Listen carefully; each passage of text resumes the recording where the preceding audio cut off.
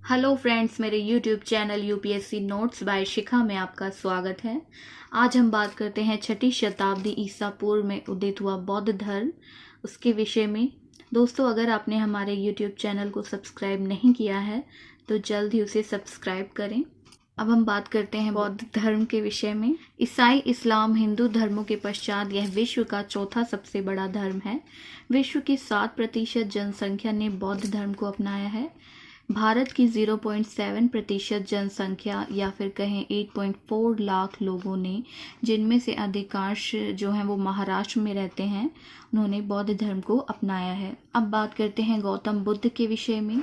बुद्ध का अर्थ है प्रकाशमान अर्थात या फिर जागृत। बुद्ध का जन्म 563 ईसा पूर्व वैशाख पूर्णिमा को शाक्यों की राजधानी कपिलवस्तु लुम्बिनी में हुआ। इनके पिता शुद्धोधन कपिलवस्तु के शाक्यों के प्रधान थे। इनकी माता महामाया कोलीय गणराज्य की राजकुमारी थी। इनके बचपन का नाम सिद्धार्थ था। पालन पोषण इनकी मौसी प्रजापति गौतमी द्वारा किया गया। पत्नी का नाम यशोधरा था। साथ ही उसे गोपा, बिंबा और भद्रकच्छा भी कहा जाता था। उनके पुत्र का नाम राहुल, घोड़े का नाम कंथक, सारथी का नाम चाण। गौतम बुद्ध की मृत्यु 483 ईसा पूर्व में मल्लों की राजधानी कुशीनगर में हुई। गौतम बुद्ध का विवाह 16 वर्ष की आयु में हुआ और उन्होंने 29 वर्ष की आयु में गृह त्याग किया। गौतम बुद्ध के जीवन संबंधी 4 दृश्य जिन्हें देखकर वैराग्य की भावना उनके मन में उठी, वो कौन से थे, उनके बारे में बात करेंगे। पहला है वृद्ध व्यक्ति, दूसरा बीमार व्यक्ति, तीसरा मृत व्यक्ति और चौथा सन्यासी जो प्रसन्न मुद्रा में था। इन चारों व्यक्तियों को देखकर गौतम बुद्ध के जीवन में वैराग्य की भावना उठी। 29 वर्ष की अवस्था में अपने घोड़े पर सवार होकर सारथी चाण के साथ गौतम बुद्ध ने गृह त्याग किया, जिसे बौद्ध धर्म में महाभिनिष्क्रमण कहते हैं। गौतम बुद्ध 6 वर्ष भिक्षु की भांति भटके। बुद्ध जो है वो अनूपीय नामक आम्र उद्यान में कुछ दिन रुके। उसके बाद वैशाली के समीप उनकी भेंट सांख्य दर्शन की दार्शनिक आचार्य अलार कलाम से तथा राजगृह के समीप उनकी भेंट धर्माचार्य रुद्रक रामपुत्र से हुई। ये बुद्ध के प्रारंभिक गुरु थे। बोध गया जो बिहार में स्थित है, 6 वर्ष तक अथक परिश्रम और घोर तपस्या के बाद 35 वर्ष की आयु में वैशाख पूर्णिमा की रात पीपल यानी बोधि वृक्ष के नीचे निरंजना नदी के तट पर सिद्धार्थ को ज्ञान प्राप्त हुआ और वे बुद्ध बन गए। उरुवेला जो वर्तमान बोध गया में है से बुद्ध सारनाथ के मृग उद्यान में गए जो कि वाराणसी में है। यहाँ उन्होंने अपना पहला प्रवचन 5 ब्राह्मण सन्यासियों को दिया, जिसे बौद्ध धर्म में धर्म चक्र प्रवर्तन के नाम से जाना जाता है। बुद्ध के सर्वप्रथम पहले 5 शिष्यों के नाम कौंडिन्य, भद्दिया, वस्पा, महानाम और अश्वजीत। बुद्ध ने सर्वप्रथम तपस्सु व भल्लिक नामक 2 शूद्रों को बौद्ध धर्म का अनुयायी बनाया। बुद्ध के जीवन का अधिकांश भाग बिंबिसार के समकालीन तथा अंतिम वर्ष अजातशत्रु के समकालीन माना जाता है। बुद्ध के राजगृह पहुंचने पर बिंबिसार ने उन्हें वेणु वन विहार दान में दिया। राजगृह में सारिपुत्र, महामोदगलायन, उपाली और अभय आदि उनके शिष्य बने। ज्ञान प्राप्ति के 8वें वर्ष वैशाली के लिच्छवियों ने आमंत्रित कर गौतम बुद्ध को कुटाग्रशाला विहार दान में दिया। अपने शिष्य आनंद के कहने पर वैशाली में महिलाओं को संघ में प्रवेश की अनुमति दी। प्रजापति गौतमी पहली भिक्षुणी थी जो गौतम बुद्ध के संघ में प्रवेश पाई। कौशाम्बी का शासक उदायन बौद्ध भिक्षु पिंडोला भारद्वाज के प्रभाव से बौद्ध बना तथा घोषिता राम विहार उसने भिक्षु संघ को प्रदान किया। ज्ञान प्राप्ति के 20वें वर्ष बुद्ध श्रावस्ती पहुंचे तथा अंगुलीमाल नामक डाकू को अपना शिष्य बनाया। बुद्ध ने अपने जीवन के सर्वाधिक उपदेश कौशल की राजधानी श्रावस्ती में दिए। अंतिम उपदेश कुशीनगर में सुबुद्ध को दिया। मगध को बुद्ध ने अपना प्रचार का केंद्र बनाया। अनेक बौद्ध ग्रंथों में बुद्ध को तथागत या शाक्य मुनि के नाम से भी जाना जाता है। बौद्ध धर्म के अंतर्गत बुद्ध के पूर्ववर्ती जो थे वो कश्यप बुद्ध थे और उनके उत्तराधिकारी जो होंगे वो मैत्रेय बुद्ध होंगे। अब बात करते हैं महापरिनिर्वाण के विषय में। महात्मा बुद्ध अपने जीवन के अंतिम पड़ाव में हिरण्यवती नदी के तट पर अपने शिष्य के यहाँ सुकर माधव भोज्य सामग्री खाई और अतिसार रोग से पीड़ित हो गए। यहीं पर 483 ईसा पूर्व में 80 वर्ष की आयु में इनकी मृत्यु हो गई। मृत्यु के पूर्व सुबुद्ध को इन्होंने अपना अंतिम उपदेश दिया। महापरिनिर्वाण के बाद बुद्ध के अस्थि अवशेष 8 स्थानों पर भेजे गए और इन्हीं क्षेत्रों में स्तूप बनाए गए। वे 8 स्थान हैं: वैशाली, कपिलवस्तु, अलकप्प, पावा, रामग्राम, कुशीनारा, वेथा द्वीप और मगध। अब बात करते हैं बौद्ध धर्म की शिक्षाएं और दर्शन एवं सिद्धांतों के विषय में। बुद्ध ने पाली भाषा में सर्वाधिक उपदेश दिए। उनके अनुसार सृष्टि जो है वो दुखमय, क्षणिक और आत्मविहीन है। वे ईश्वर व अपौरुषेय वेद की सत्ता को अस्वीकार करते हैं। वर्ण व्यवस्था को भी उन्होंने अस्वीकार किया। बुद्ध ने प्रतीत्य समुत्पाद को संपूर्ण जगत पर लागू किया। इसका अर्थ है एक वस्तु के विनाश के बाद दूसरे की उत्पत्ति होती है। प्रत्येक घटना के पीछे कार्य कारण का ये संबंध प्रतीत्य समुत्पाद के नाम से जाना जाता है। बौद्ध धर्म के त्रिरत्न बुद्ध, धम्म और संघ। बुद्ध अर्थात प्रबुद्ध लोग, धम्म अर्थात बुद्ध की शिक्षाएं, सिद्धांत और संघ यानी समूह। बौद्ध धर्म के 4 आर्य सत्य, दुख, दुख समुदाय, दुख निरोध और दुख निरोध गामिनी प्रतिपदा। अष्टांगिक मार्ग अर्थात गौतम बुद्ध के 4 आर्य सत्य में दुख निरोध का उपाय बताया, जिसे दुख निरोध गामिनी प्रतिपदा कहा जाता है। इसे मध्यमा प्रतिपदा या इसे मध्यम मार्ग भी कहते हैं। गौतम बुद्ध ने मोक्ष प्राप्ति के लिए मध्यम मार्ग अपनाया। उनके इस मध्यम प्रतिपदा में 8 सोपान हैं, इसलिए इसे अष्टांगिक मार्ग कहते हैं।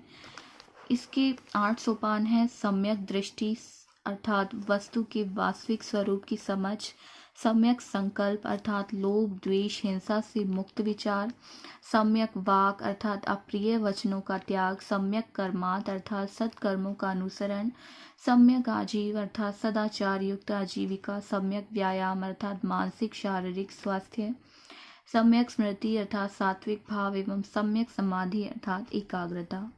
बुद्ध के अनुसार अष्टांगिक मार्ग का पालन करने के पश्चात मनुष्य की भव तृष्णा नष्ट हो जाती है और उसे निर्वाण अर्थात मोक्ष प्राप्त हो जाता है। अब बात करते हैं बौद्ध धर्म के 10 शील के विषय में। पहले हम आपको बता दें कि गृहस्थों के लिए 5 व भिक्षुओं के लिए 10 शील मानना यानी उनका पालन करना अनिवार्य है। ये 10 शील हैं: अहिंसा, सत्य, अस्तेय अर्थात चोरी न करना, अपरिग्रह अर्थात संपत्ति न रखना, मद्य सेवन ना करना, समय भोजन ना करना, सुखप्रद बिस्तर पर ना सोना, आभूषणों का त्याग, स्त्रियों से दूर रहना अर्थात ब्रह्मचर्य का पालन करना और व्याभिचार आदि से दूर रहना। अब बात करते हैं बौद्ध धर्म के दर्शन के विषय में। बौद्ध धर्म के दर्शन में अनीश्वरवाद, शून्यतावाद, अनात्मवाद और क्षणिकवाद आते हैं। अनीश्वरवाद का अर्थ है बौद्ध धर्म में ईश्वर की सत्ता में विश्वास नहीं किया जाता। शून्यतावाद अर्थात संसार की समस्त वस्तुएं सत्ताहीन हैं। अनात्मवाद अर्थात आत्मचेतना पर सर्वाधिक बल दिया गया है। क्षणिकवाद अर्थात संसार में कुछ भी स्थिर नहीं है, सब क्षणिक यानी क्षणभंगुर है। बौद्ध संघ एवं कार्य प्रणाली के विषय में बताते हैं। संघ में प्रविष्ट होने को उपसंपदा कहा जाता था, यानी जब बौद्ध संघ में कोई प्रवेश करता था शुरू में तो उसके प्रवेश करने को उपसंपदा कहा जाता था। संघ की सदस्यता लेने वाले को पहले श्रमण का दर्जा मिलता था, फिर जब वो 10 वर्ष बाद अपनी योग्यता सिद्ध कर लेता था तब उसे भिक्षु का दर्जा दिया जाता था। बौद्ध संघ में अल्पवयस्क, चोर, हत्यारा, ऋणी, दास तथा रोगी का प्रवेश वर्जित था। बौद्ध संघ की संरचना गणतंत्र प्रणाली पर आधारित थी। बौद्ध धर्म ने वर्ण व्यवस्था और जाति प्रथा का विरोध किया था। संघ की सभा में जो था प्रस्ताव का पाठ होता था, जिसे अनुसावन कहा जाता था। सभा की वैध कार्यवाही के लिए न्यूनतम संख्या 20 होती थी। वर्षा ऋतु के दौरान मठों में प्रवास के समय भिक्षुओं द्वारा अपराध स्वीकारोक्ति का समारोह होता था, जिसे पवरन के नाम से जाना जाता था। बौद्धों के लिए महीने के 4 दिन यानी अमावस्या, पूर्णिमा, 2 चतुर्थी दिवस उपवास के दिन होते थे। बौद्धों का सबसे पवित्र एवं महत्वपूर्ण दिन या त्योहार वैशाख की पूर्णिमा है, जिसे बुद्ध पूर्णिमा भी कहा जाता है। इस दिन का अत्यधिक महत्व है क्योंकि इसी दिन बुद्ध का जन्म हुआ, उन्हें ज्ञान की प्राप्ति एवं महानिर्वाण की प्राप्ति हुई। बौद्ध धर्म के अनुयायी 2 वर्गों में विभाजित थे: भिक्षु एवं भिक्षुणी तथा उपासक एवं उपासिकाएं। गृहस्थ जीवन में रहकर बौद्ध धर्म मानने वाले को उपासक कहा जाता था। अब बात करते हैं बौद्ध संगीतियों के विषय में। बुद्ध के निर्वाण प्राप्ति के पश्चात अर्थात उनकी मोक्ष प्राप्ति के पश्चात उनकी शिक्षाओं को संकलित करने की आवश्यकता थी, जिसके लिए 500 वर्षों की अवधि में इस सामग्री को पिटक में संग्रह करने हेतु 4 बौद्ध संगीतियां आयोजित की गईं। विनय पिटक, सूत पिटक और अभिधम्म पिटक, जिन्हें पाली भाषा में लिखा गया था, इनका संकलन बौद्ध संगीतियों में किया गया। प्रथम बौद्ध संगीति राजगीर में 483 ईसा पूर्व में सप्तपर्णी गुफा में अजातशत्रु के संरक्षण में महाकश्यप की अध्यक्षता में हुई। इसमें बुद्ध के शिष्य उपाली ने विनय पिटक व आनंद ने सूत पिटक में बुद्ध के उपदेशों को अलग अलग संकलित किया। दूसरी बौद्ध संगीति वैशाली में 383 ईसा पूर्व में राजा कालाशोक के संरक्षण में सुबुकामी के अध्यक्षता में हुई। इस बौद्ध संगीति में भिक्षुओं में मतभेद के कारण बौद्ध संघ जो था वो स्थाविर व महासंघ में विभाजित हो गया। विनय पिटक के 10 विवादित बिंदुओं के कारण जो है वो बौद्ध संघ का विभाजन हुआ। यह तीसरी बौद्ध संगति जो पाटलिपुत्र में आयोजित हुई 250 ईसा पूर्व में अशोक के संरक्षण में और मोगली पुत्तिस की अध्यक्षता में। इस संगति में अभिधम्म पिटक का संकलन मोगली पुत्तिस ने किया। अब बात करते हैं चौथी बौद्ध संगति, जिसका आयोजन कुंडलवन जो कश्मीर में स्थित है 72 ईस्वी यानी ईसा की प्रथम शताब्दी में हुआ। राजा कनिष्क के संरक्षण में और वसुमित्र की अध्यक्षता में।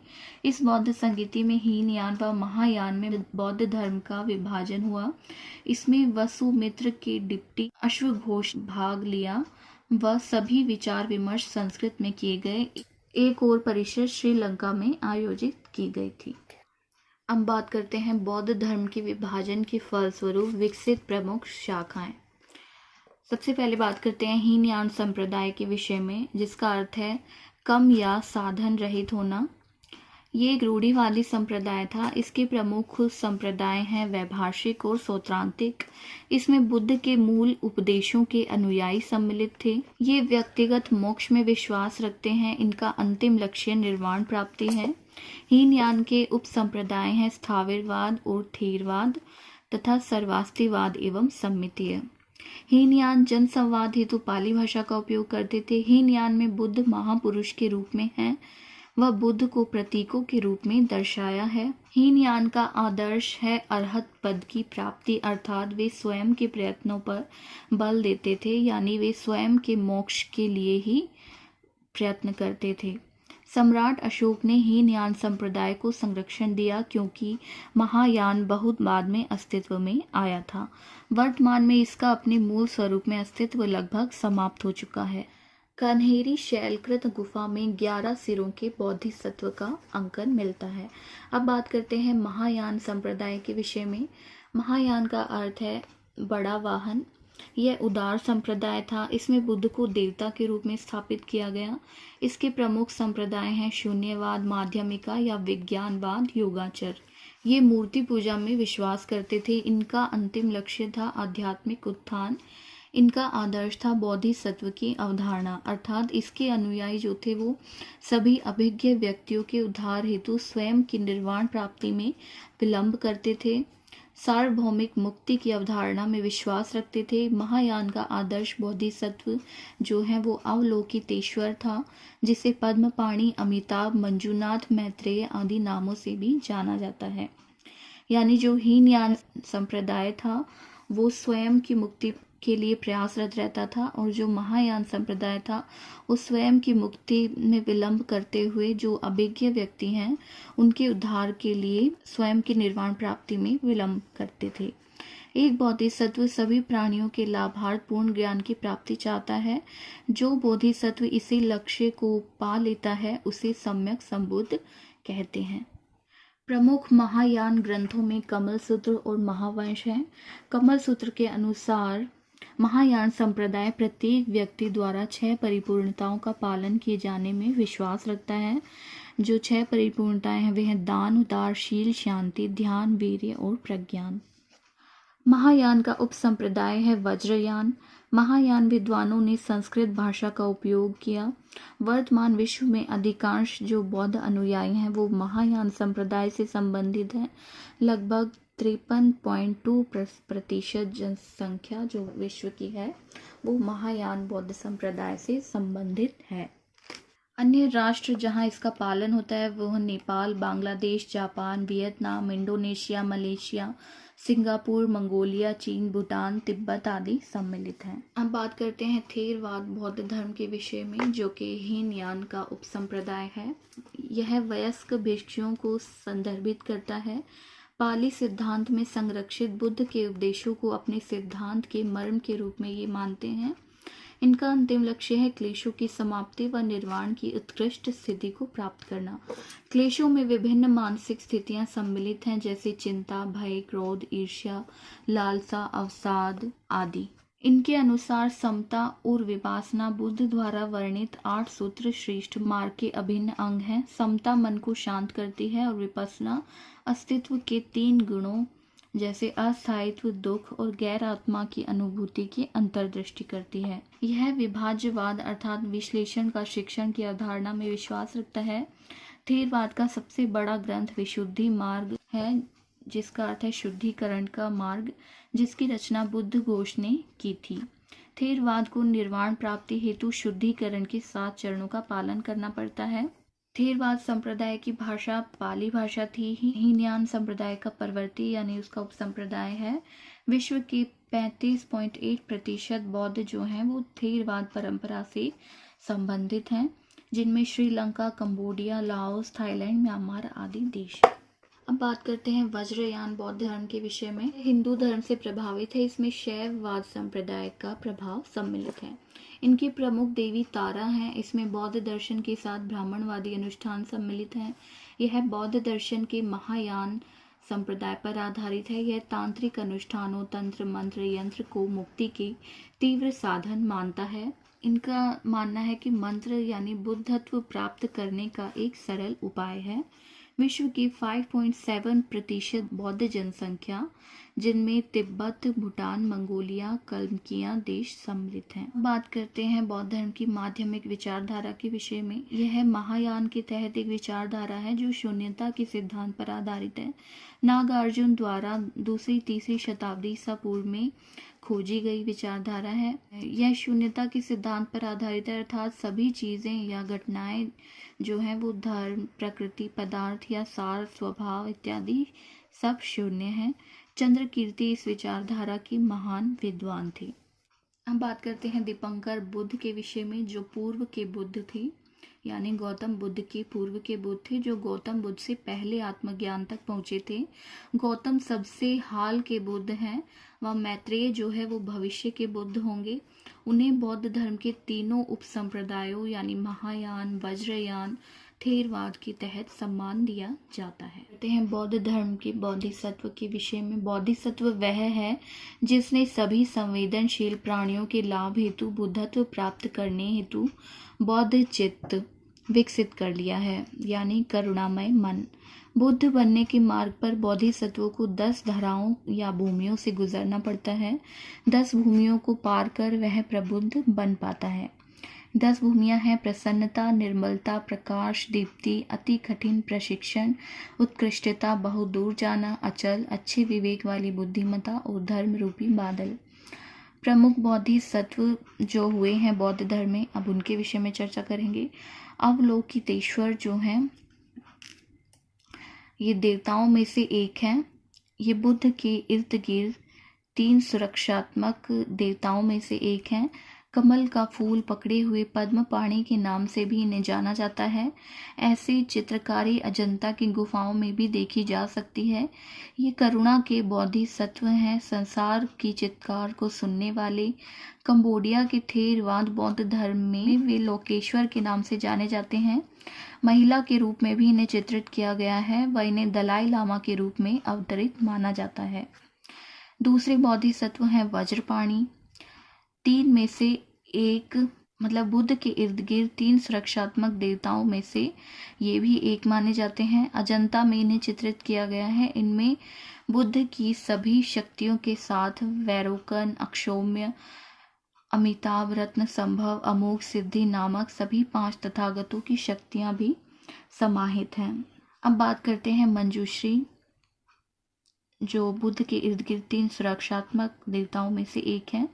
ये भी अजंता में मिलते हैं, अर्थात अजंता में इन्हें चित्रित किया गया है। ये बुद्ध की बुद्धिमत्ता से संबंधित हैं और एक पुरुष बोधिसत्व हैं जिन्हें हाथ में तलवार लिए दिखाया जाता है। यह बौद्ध धर्म के प्रमुख 3 बोधिसत्व हैं। इनका निष्कर्ष है कि अवलोकितेश्वर जो है वो बुद्ध की करुणा से, वज्रपाणि बुद्ध की शक्ति से और मंजूश्री बुद्ध के ज्ञान को व्यक्त करते हैं।